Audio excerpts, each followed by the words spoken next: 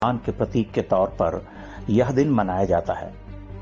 बिना मजदूरों के कोई भी उद्यम सफल नहीं हो सकता। पूंजी और श्रम के योग से उद्योग चलते हैं। लेकिन वामपंथ लगातार इस प्रयास में है कि इस ताने बाने को तोड़ दिया जाए। वामपंथियों की दलील है कि श्रमिक लाभ उत्पन्न करते हैं जिसकी उन्हें पूरी कीमत मिलनी चाहिए।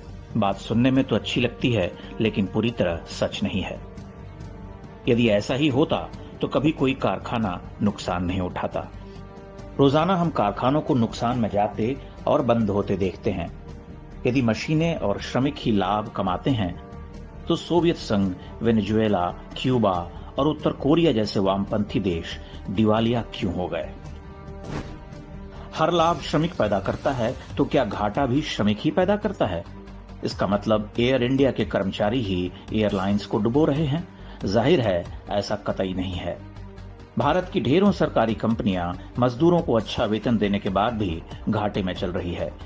क्या वहां के ट्रेड यूनियन वेतन कटौती को स्वीकार करेंगे क्योंकि वहां के श्रमिक लाभ पैदा करने में असफल रहे हैं? सरकारी कंपनियां ही क्यों प्राइवेट कंपनियों का हाल भी जान लेते हैं?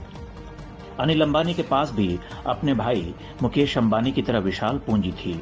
उनके पास भी अच्छे मजदूर और मशीनें थीं, फिर भी वो दिवालिया हो गए। मतलब यह कि श्रमिक ही सब कुछ नहीं है। उद्यमी पूंजी लगाता है, मजदूर अपना श्रम लगाता है, फिर उद्यमी की परीक्षा होती है कि वह उत्पाद को ऐसी जगह पर बेचे जहां उसे अधिक से अधिक लाभ प्राप्त हो। जब तक वह अपना यह कौशल दिखाता रहता है तब तक लाभ कमाता है। जिस दिन उसकी क्षमता समाप्त हो जाती है वो बाजार से बाहर हो जाता है। लाभ उद्यमशीलता का पुरस्कार है। श्रम या पूंजी केवल उसके इनपुट हैं। वामपंथी ठगों के झूठ पर सिर्फ इसलिए विश्वास न करें क्योंकि उनका झूठ आपके अहंकार को सहलाता है। मुकेश अंबानी अमीर इसलिए नहीं है क्योंकि उनको विरासत में पूंजी मिली थी। वही पूंजी आपको मिल जाए तो जरूरी नहीं कि आप भी अमीर हो जाएं। आप अनिल अंबानी की तरह दिवालिया भी हो सकते हैं। यदि आप झूठे वामपंथियों पर विश्वास करते हैं तो गरीब बने रहेंगे और आपके बच्चे भी गरीब रहेंगे। न तो पूंजी का अहंकार किसी के काम आता है, न श्रमिक होने का स्वाभिमान। मजदूरों के अधिकारों की रक्षा आवश्यक है, लेकिन उन्हें 1 मई जैसी प्रतीकात्मकता, ट्रेड यूनियनों और वामपंथ की मक्कारी से बचाना ज्यादा जरूरी है।